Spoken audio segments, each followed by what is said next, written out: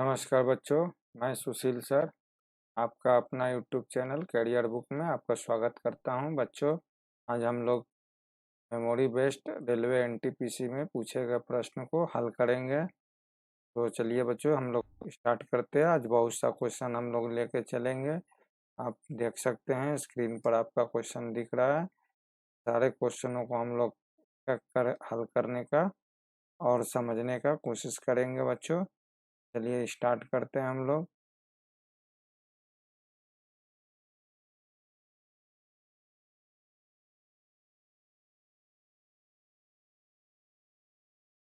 चलिए बच्चों, पहला क्वेश्चन आपका इस तरह से है बच्चों कि cos थीटा बराबर 3/5 है तो tan थीटा का मान ज्ञात कीजिए। बच्चों, जैसा हम लोग जानते हैं कि cos थीटा बराबर 3/5 दिया हुआ है तो tan थीटा का वैल्यू पूछ रहा है। सिंपल सा हम लोग इसे cos थीटा का वैल्यू अगर हमें पता है कि cos थीटा बराबर बच्चों क्या होता है तो आधार बटा कर्ण होता है, तो हम लोग लिख सकते हैं cos बराबर जो होता है बेस बटा कर्ण हो गया। और tan थीटा बराबर बच्चों होता है क्या, लंब बटा कर्ण। तो यहाँ पर बच्चों लंब आपको मालूम नहीं है, लंब अगर मालूम हो जाए तो tan थीटा का वैल्यू आप लोग निकाल सकते हैं।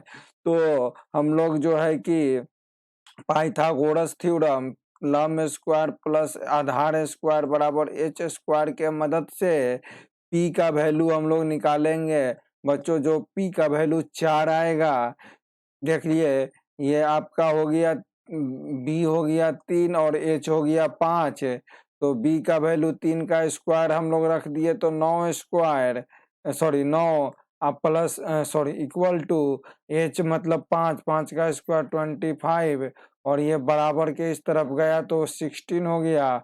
और p बराबर हो जाएगा √16 जो कि आपका 4 आया। ठीक है, तो अब tan थीटा का वैल्यू हो जाएगा बच्चों 4, p बराबर 4 और बेस कितना है 3 मतलब 4/3। इस तरह से आपका आंसर होगा 2 नंबर।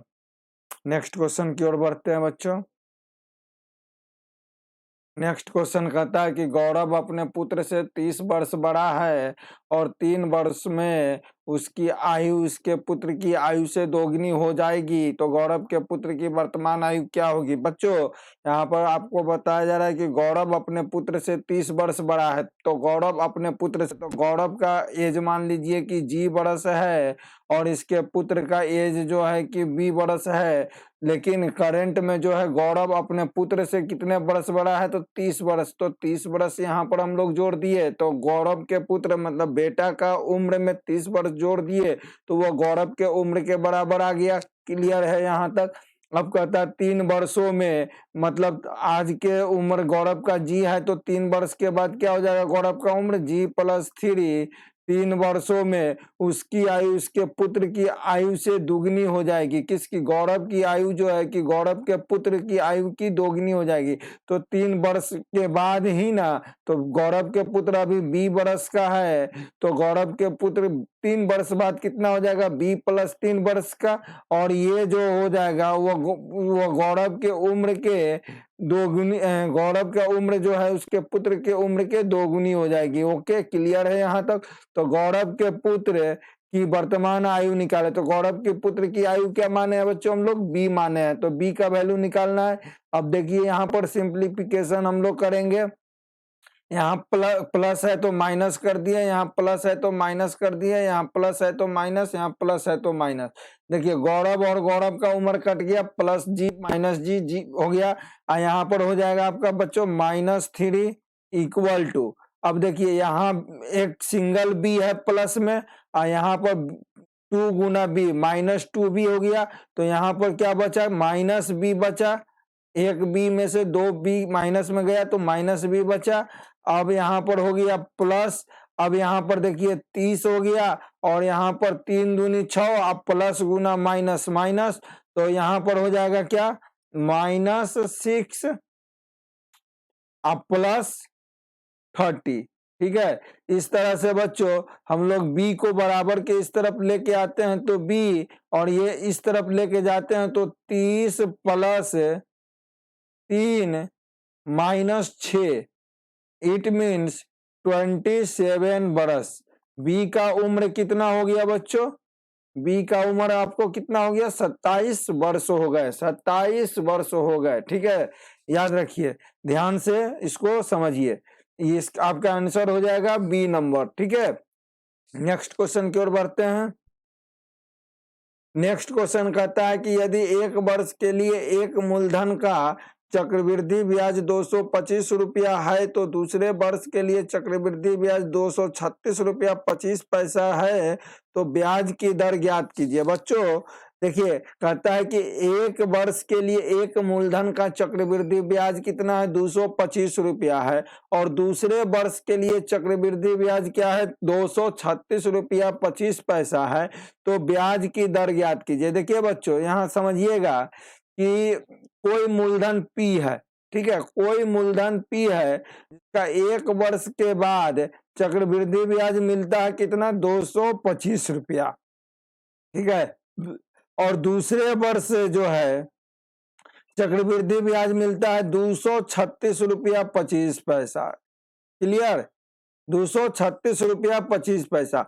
अब बच्चों, जब ये फर्स्ट ईयर में आपको चक्रवृद्धि ब्याज मिला तो कहने का मतलब है कि पी का जो है कि पी अमाउंट पर आपको मिला, लेकिन सेकेंड वर्ष में जो ये चक्रवृद्धि ब्याज मिला वह आपका प्रिंसिपल अमाउंट पी और प्लस जो इंटरेस्ट मिला 225, वो दोनों पर ये आपको मिला इंटरेस्ट कितना? 236 रुपया 25 पैसा।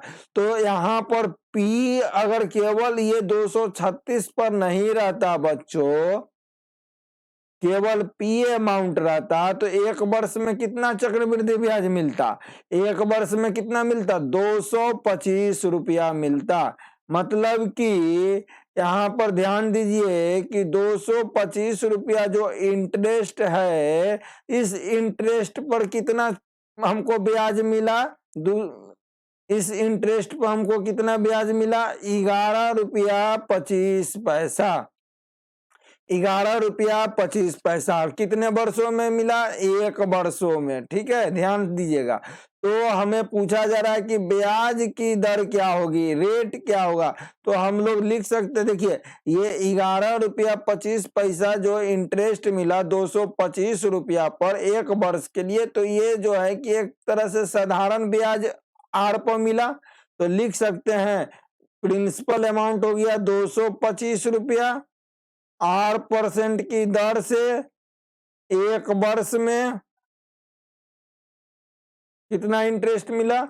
11.25, और पॉइंट हटाएं तो नीचे हो गया 00, 100, ये कट जाएगा, ये 25 से कितना बार में कटेगा? 9 बार में, और ये कितना बार में कटेगा? 45 बार में, और ये कितना बार में कटेगा? 9 पचे 45। मतलब बच्चों आर बराबर क्या आया? 5%। ठीक है, यहाँ कोई प्रॉब्लम आपको, समस्या किसी भी तरह की? यहाँ आप ध्यान दीजिएगा कि P जो है बच्चों, P जो है वह पहले आपका प्रिंसिपल हो गया, ठीक है ना, और उस प्रिंसिपल पर एक वर्ष में आपको इंटरेस्ट मिला 225 रुपया। क्लियर? 225 रुपया। और कहता है कि देखिए दूसरे वर्ष इंटरेस्ट मिलता है 236 रुपया 25 पैसा।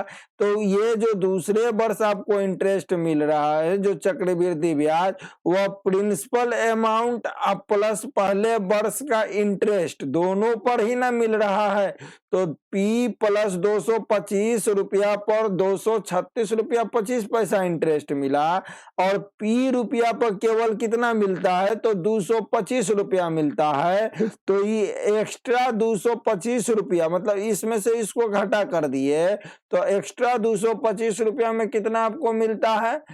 एक्स्ट्रा 225 रुपया में आपको कितना इंटरेस्ट मिलता है? तो इंटरेस्ट घटा कर दिए 236.25 में से 225, तो 11.25 पर रुपीज।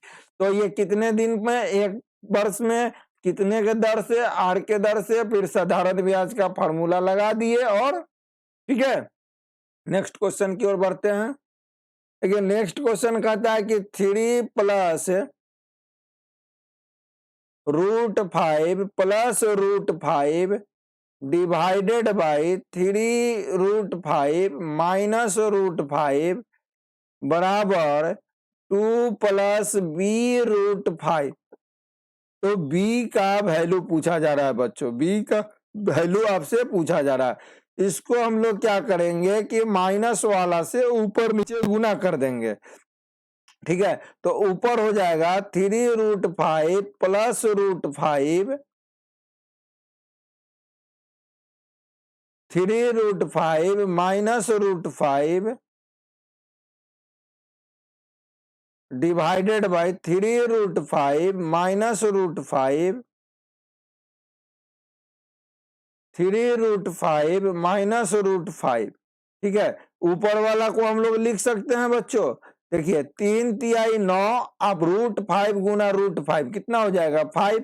तो लिख सकते हैं 3 तिहाई, ऐसे भी देखिए a प्लस बी और a माइनस बी, तो a square minus B square लिख सकते हैं। तो a स्क्वायर कितना आएगा, तो देखिए 3 तिहाई 9, 9 पचे 45, तो 45 आया ऊपर वाला, माइनस, ठीक है, 5 पचे 25, तो रूट में है तो 5 हो जाएगा, मतलब ऊपर वाला टर्म आया आपको कितना बच्चों 40 आया।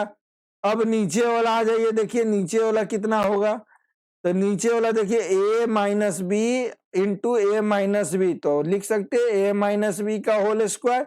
तो a माइनस बी का होल स्क्वायर क्या होता है, a माइनस बी का होल स्क्वायर बराबर a square plus B square minus 2ab। तो यहाँ पर a बराबर क्या है, a बराबर 3√5 है, तो ये हो जाएगा कितना 3√5 का ये हो गया 45, और b बराबर √5 है, तो ये हो गया 5 50 हो गया, और 2 इंटू a इंटू बी, तो 2 और 3 दूनी 6, अब 5 और √5 हो गया 5, तो 5 6 5 30, तो ये हो गया 30, तो 45 5 कितना हो गया बच्चों 50। अब 50 में से 20 गया क्या बचा 20, सॉरी 50 में से 30 गया क्या बचा 20 आपको बचा, मतलब कि इसका सॉल्यूशन कितना आया 20, तो ये कट जाएगा, तो ये आपका हो गया 2। तो अब प्रश्न में पूछ रहा है कि b का वैल्यू क्या होगा, तो लिख सकते हैं 2 प्लस अब b का वैल्यू 0√5, यही हुआ ना, इसका मतलब क्या हुआ 2 हुआ, तो b का वैल्यू बराबर हम लोग क्या लिखे 0, तो आपका आंसर हो गया 2। ओके, अब प्रश्न में कहता है कि a के कितने संभव मानों के लिए, a के कितने संभव मानों के लिए कितने संभव मान के लिए जो कि 3 से विभाज्य होगी। तो देखिए बच्चों 3 से कटने का क्या सिद्धांत है कि सभी डिजिट का योग्य, सभी डिजिट का योग्य 3 से विभाज्य हो, क्या हो 3 से विभाज्य हो। तो यहाँ पर देखिएगा 6 है, 5 है, 7 है, 3 है, 2 1 और a, ये 3 से कब कटेगा, जब इसका सारा डिजिट का योग 3 से कटेगा। तो डिजिट जोड़ दीजिए 6 5 11, 11 7 18, 18 3 21, 21 2 23, 23 1 24, तो 24 3 से कटेगा बच्चों, कटेगा 24 प्लस a, ये 3 से कब कटेगा, a का क्या वैल्यू रखे, तो a का एक वैल्यू हम लोग रख सकते हैं 0, तो 24 8 तिहाई 24 कट गया। अब a का वैल्यू रखते हैं 1 रखते हैं, तो कटेगा 25, नहीं कटेगा, 2 रखते हैं कटेगा 26, नहीं कटेगा, ठीक है, 3 रखते हैं कटेगा 27, तो कटेगा, तो दूसरा वैल्यू संभव है 3। अब 3 के बाद हम 4 रखते हैं 28 हो गया, कटेगा नहीं कटेगा। 5 रखते हैं, ठीक है, 5 रखते हैं तो ये हो गया 29, नहीं कटेगा। 6 रखते हैं तो 30 हो गया, कटेगा, तो 6 भी संभव है। 7 रखते हैं तो 31 हो गया बच्चों, 31 नहीं कटेगा 3 से। 8 रखते हैं तो ये कितना हो गया 32, ठीक है, तो 32 भी नहीं कटेगा 3 से। तो 9 रखते हैं तो 9 कटेगा, कटेगा, तो ये हो गया 9, तो 10 तो हो नहीं सकता क्योंकि 0 डिजिट होता है। तो संभव मान कितना आया? 4 आया। तो आपका आंसर कितना होगा? 4 होगा। 2 नंबर आंसर 2 होगा। ठीक है, नेक्स्ट क्वेश्चन की ओर बढ़ते हैं।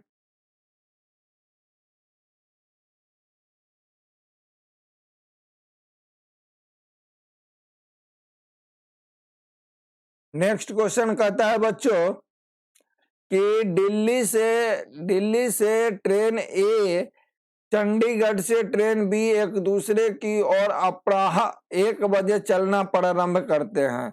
देखिए बच्चों, एक दिल्ली से ट्रेन चलना शुरू करता है चंडीगढ़ की ओर, एक चंडीगढ़ से ट्रेन शुरू करता है चलना कहाँ की ओर? दिल्ली की ओर। और दोनों कितने बजे चलना शुरू करते हैं? तो 1 बजे, ठीक है, चलना प्रारंभ करते हैं। जबकि ट्रेन ए जो दिल्ली से चल रही है, ट्रेन ए, और दिल्ली बी, चंडीगढ़ से ट्रेन बी, तो ए की जो स्पीड है वो 70 km/h है। और जो चंडीगढ़ से बी चल रही है ट्रेन, सॉरी, ट्रेन बी का जो स्पीड है वो है 70 km/h। और ट्रेन ए का स्पीड है 80 km/h। ए और बी के ट्रेन की गति क्रमशः, सॉरी, ए का गति है 70 और बी का गति है 80। ठीक है, यदि दिल्ली और चंडीगढ़ के बीच की दूरी, अब बच्चों ये दूरी कितना है चंडीगढ़ और दिल्ली के बीच? तो दूरी है 600 किलोमीटर। तो पूछा जा रहा है कि ज्ञात कीजिए कि वो किस समय मिलेगी। तो देखिए बच्चों, ये 70 के स्पीड से चल रहा है, ये 80 के स्पीड से चल रहा है, एक ही समय पर चलना शुरू किया। तो सपोज कीजिए कि ये जो दोनों ट्रेन है वो इस पॉइंट पर मिलेगी, इस पॉइंट पर मिलेगी। ठीक है ना, इस पॉइंट पर मिलेगी। ठीक है, इस पॉइंट पर आपको मिलेगी। ठीक है, तो अब बताइए कि ये ट्रेन और ये दोनों मिलकर कितना दूरी तय किया? जो ये 600 मीटर है उतना ही दूरी तय किया। तो लिख सकते हैं D बराबर 600 मीटर, सॉरी किलोमीटर। अब आ जाइए, अब मान लीजिए कि ये दोनों ट्रेन एक ही टाइम 1 बजे से चलना शुरू किया, तो ये टी टाइम पर यहाँ मिलेगी बच्चों। तो ये भी तो टी टाइम तक चलेगा। तो ये टी टाइम में ये जो है कितना दूरी तय करेगा? तो दूरी ये तय करेगा ए चाल गुना समय। तो इसका चाल है 70 और समय ले रहा है टी टाइम, तो 70 टी दूरी तय करेगा ए। और बी कितना दूरी तय करेगा बच्चों? बी करेगा चाल गुना समय, और बी का चाल है 80 और टाइम ये भी ले रहा है टी।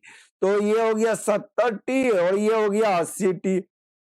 तो ये टोटल दूरी कितना हुआ? तो हम लिख सकते हैं टोटल दूरी बराबर 70 टी प्लस 80 टी।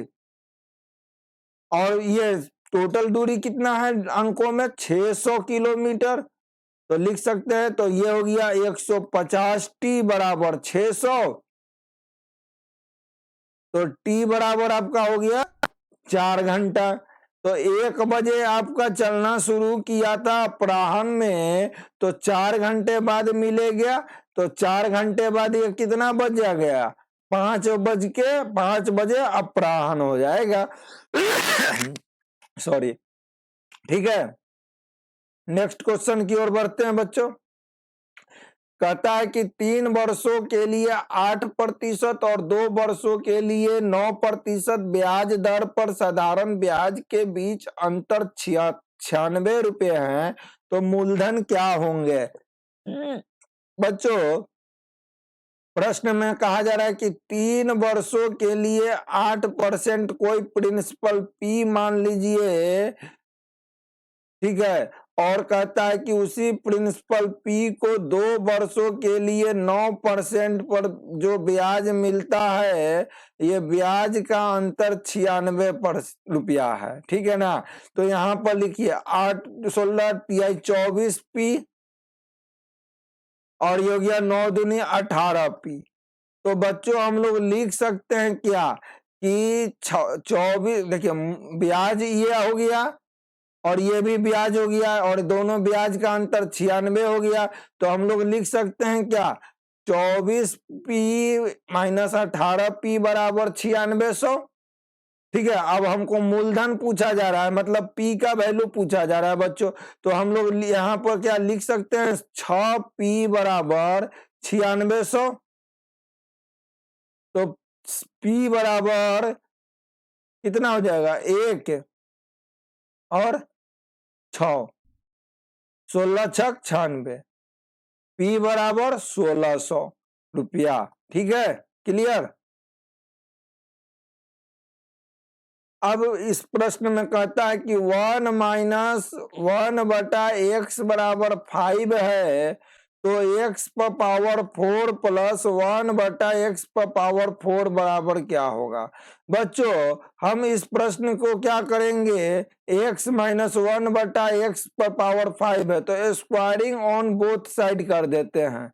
ठीक है ना, तो हो जाएगा x square plus 1/x square plus minus 2x into 1/x बराबर 25। और ये x और x कैंसिल हो गया तो ये हो गया x square plus 1/x square बराबर, और ये -2 जो है कि बराबर के इस तरफ जाएगा तो +2 हो जाएगा 27। अब पुनः हम लोग स्क्वायरिंग ऑन बोथ साइड करते हैं तो ये हो जाएगा x पर पावर 4 प्लस x पर power 4 plus 2 into x square into x square बराबर, ये हो जाएगा 7 49 हासिल 4 और 7 दूनी 14, 14 दूनी 28, 28 और 8 हो गया 32 हासिल 3, 2 दूनी 4 3 7, इस 729। और ये एक्स स्क्वायर कैंसिल तो ये हो जाएगा एक्स स्क्वायर एक्स पर पावर 4 प्लस 1/x पर पावर 4 बराबर 731। ये आपका हो जाएगा आंसर, ए नंबर। ठीक है, क्लियर। नेक्स्ट क्वेश्चन की ओर बढ़ते हैं। नेक्स्ट क्वेश्चन कहता है कि एक आदमी, ध्यान से देखिएगा, एक आदमी अपनी आय का, देखिए एक आदमी अपनी आय का 20% अपने संतान के शिक्षा पर व्यय करता है। अब देखिए बच्चों, एक आदमी का आय है 100 रुपया, ठीक है ना, तो ये 100 रुपया है तो ये 20 रुपया शिक्षा पर खर्च करता है तो 80 रुपया बचा लेता है। अब कहता है कि और वह शेष मतलब जो बचा हुआ है, शेष का 70% अन्य वस्तुओं पर व्यय करता है। ठीक है, अब देखिए, अब इसका 70% निकालना है तो पॉइंट में आ जाएगा। तो हम लोग अब क्या करेंगे कि उस व्यक्ति की आय है 1000x, तो 20% मतलब 200x वो खर्चा कर दिया संतान के शिक्षा पर और 800x वो बचा लिया। अब 800x में 70% अन्य वस्तुओं पर व्यय किया तो 8 7 56, मतलब कि 560x अन्य वस्तुओं पर खर्च किया तो इसके पास अब बच गया 240x। ठीक है, अब कहता है कि उसकी बचत, उसकी फाइनल बचत क्या है, 240x, और उसकी संतान की शिक्षा पर व्यय का बीच का अंतर 1600 है और बच्चे के शिक्षा पर कितना व्यय किया है 200, तो दोनों के बीच अंतर कितना हो गया 40x, और यहाँ पर रुपया में कितना हो गया 1600। तो हम लोग लिख सकते हैं 10x बराबर 400। तो पूछ रहा है कि उसकी कुल आय क्या होगी, तो कुल आय हम लोग क्या माने हैं 1000x, तो 10x बराबर 400, तो 1000x बराबर क्या हो जाएगा 40,000। आपका आंसर हो जाएगा 4 नंबर। ठीक है, नेक्स्ट क्वेश्चन की ओर बढ़ते हैं। देखिए इस प्रश्न में कहता है कि ए और बी एक साथ काम करते हैं 18 दिनों में और बी और सी एक समान काम को 24 दिनों में पूरा कर सकते हैं। देखिए बच्चों, ए और बी जो है एक काम को 18 दिन में करते हैं, तो एक दिन में 1/18 काम करेंगे दोनों मिलके। और कहता है कि बी और सी जो है, बी और सी जो है एक दिन में 1/24 काम करेंगे। कहता है कि यदि ए की दक्षता, दक्षता ध्यान दीजिएगा, ए की दक्षता और सी की दक्षता 2:1 है, मतलब कि ए अगर 2 काम करता है तो सी कितना काम करता है, एक काम करता है। ए अगर 2 काम करता है तो सी कितना काम करता है, एक काम करता है।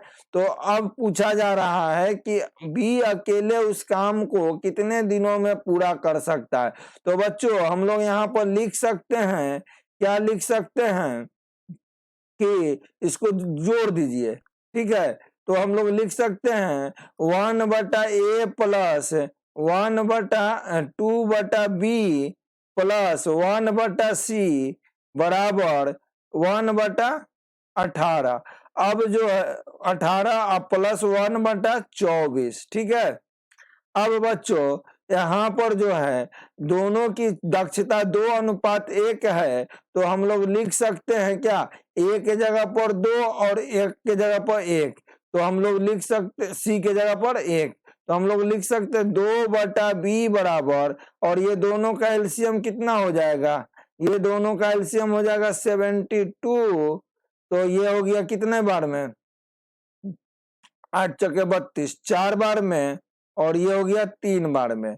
और यहाँ पर ये आपका हो जाएगा 8 4 3 7, मतलब कि 7/3। और यहाँ पर ये 1 और 1 हो गया, और ये हो जाएगा, तो ये -1/2 आ जाएगा।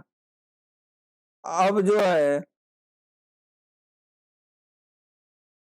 इस प्रश्न को अभी छोड़ दिया जाए, ठीक है। नेक्स्ट क्वेश्चन देखते हैं। देखिए नेक्स्ट क्वेश्चन है कि 5 इंटू 0.0005 इंटू 0.0005 इंटू 500।